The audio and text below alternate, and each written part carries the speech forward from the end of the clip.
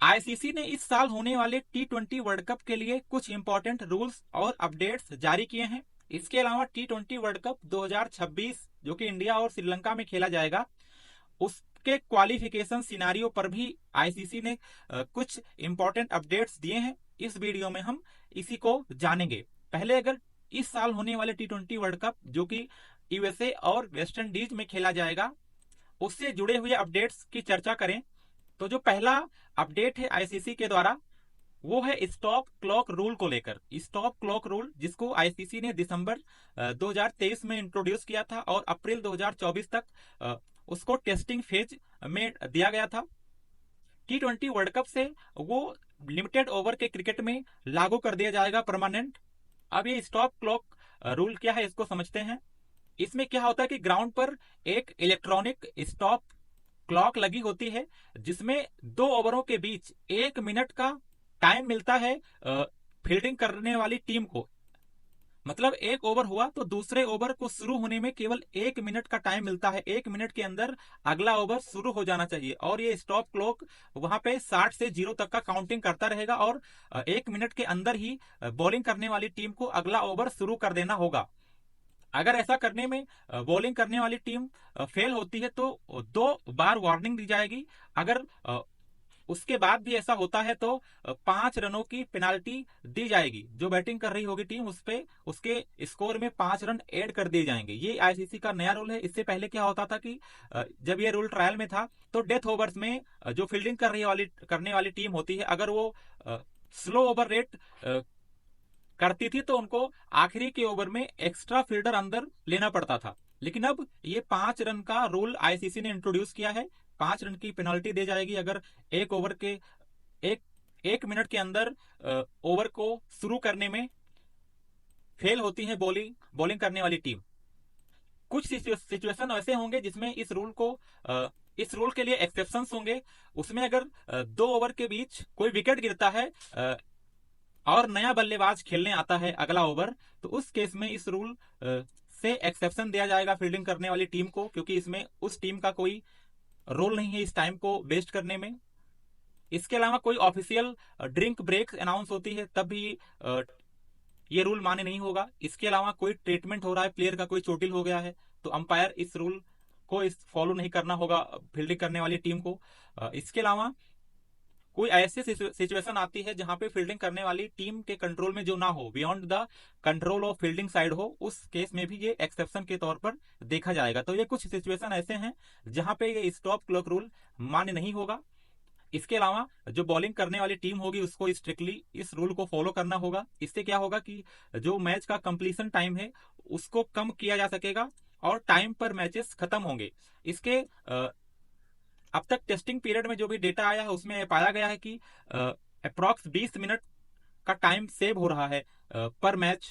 अगर ODI match की बात करें तो अब तक 20 मिनट टाइम सेव करने में मदद मिली है इस रूल के फॉलो होने के बाद। तो 20 मिनट एक बड़ा टाइम होता है और ओडीआई जैसे बड़े फॉर्मेट में जहां पे 100 ओवर का खेल होता है, 20 मिनट एक लंबा टाइम होता है। इससे काफी कॉस्ट सेविंग होगी और मैचेस भी टाइम पे खत्म होंगे।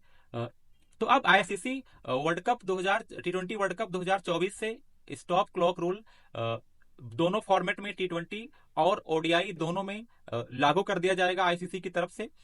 इसके अलावा जो दूसरा अपडेट दिया है टी20 वर्ल्ड कप 2024 के लिए आईसीसी ने, वो रिजर्व डे को लेकर दिया है। इससे पहले भी रिजर्व डे होते थे फाइनल के लिए, अब इस बार भी वो लागू होगा। फाइनल और सेमीफाइनल के लिए एक रिजर्व डे रखा जाएगा कि अगर कोई बरसात होती है बारिश की वजह से तो वो उसको अगले दिन करवाया जा सके, तो रिजर्व डे इसमें भी रहेंगे। इसके अलावा कोई अगर रेन इफेक्टेड मैच है जिसमें बरसात हो रही है तो अगर एक टीम ने बैटिंग कर ली है तो अगर दूसरे टीम में के बल्लेबाजी के टाइम पानी बरसने लगता है तो मैच को पूरा करने के लिए मिनिमम 5 ओवर होते थे। ऐसा पहले रूल था कि 5 ओवर अगर हुआ है तो उसको डकवर्थ लुइस से उस मैच का डिसीजन दिया जाएगा। लेकिन इसमें थोड़ा सा बदलाव किया गया है। जो जितने भी लीग स्टेजेस के मैच होंगे, जिसमें ग्रुप स्टेज और सुपर 8 के जो स्टेजेस होंगे इस टी20 वर्ल्ड कप के दौरान, उसमें तो 5 ओवर रखा गया है जो कट ऑफ है मैच के रिजल्ट को डिसाइड करने के लिए दूसरी पारी में। लेकिन ये अगर सेमीफाइनल है या फाइनल है, मतलब नॉकआउट का अगर स्टेज है कोई पे, क्वार्टर फाइनल, सेमीफाइनल, ऐसे मैचेस में, नॉकआउट मैचेस में इसको 10 ओवर कर दिया गया है। मतलब मैच को पूरा करने के लिए दूसरी इनिंग में जो बल्लेबाजी करेगी उसको मिनिमम 10 ओवर अगर खेला है उस टीम ने, तभी उस मैच का डिसीजन दिया जाएगा डकवर्थ लुईस से। या तो अगर ऐसा नहीं होता है तो रिजर्व डे पे मैच जाएगा। रिजर्व डे इसीलिए रखा गया है फाइनल और सेमीफाइनल में, ताकि मैच में किसी टीम को एक्स्ट्रा एडवांटेज ना मिले।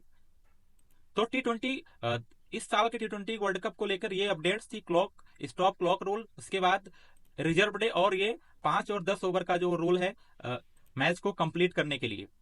इसके अलावा आईसीसी ने टी20 वर्ल्ड कप 2026 को लेकर भी एक अपडेट दी। टी20 वर्ल्ड कप 2026 जो कि इंडिया और श्रीलंका को होस्ट करेंगे। तो ये जो 2026 का टी20 वर्ल्ड कप होगा, इसमें 20 टीम्स होंगी। इसमें से जो 12 टीमें होंगी उनको ऑटोमेटिक क्वालिफिकेशन मिलेगा। अब इस क्वालिफिकेशन का रूल क्या है, इसमें से जो 12 में से जो 8 टीमें हैं, वो जो इस साल के आईसीसी टी20 का वर्ल्ड कप होगा उसमें जो टॉप 8 टीमें होंगी वो इंडिया और श्रीलंका के साथ ऑटोमेटिक क्वालिफाई कर जाएंगी। इसके बाद जो बाकी की 2 टीमें या 4 टीमें होंगी, क्योंकि अगर इंडिया श्रीलंका भी टॉप 8 के अंदर आती है तो बाकी की 4 टीमें जो होंगी वो 30 जून 2024 को जो टी20 की आईसीसी रैंकिंग होगी उसमें से बाकी की 4 टीमें जो होंगी वो वहां से सेलेक्ट की जाएंगी। जो टॉप होंगी, जो मतलब 8 के बाद की जो 4 टीमें होंगी उनको 30 जून के रैंकिंग के साथ ऑटोमेटिक क्वालिफिकेशन मिल जाएगा।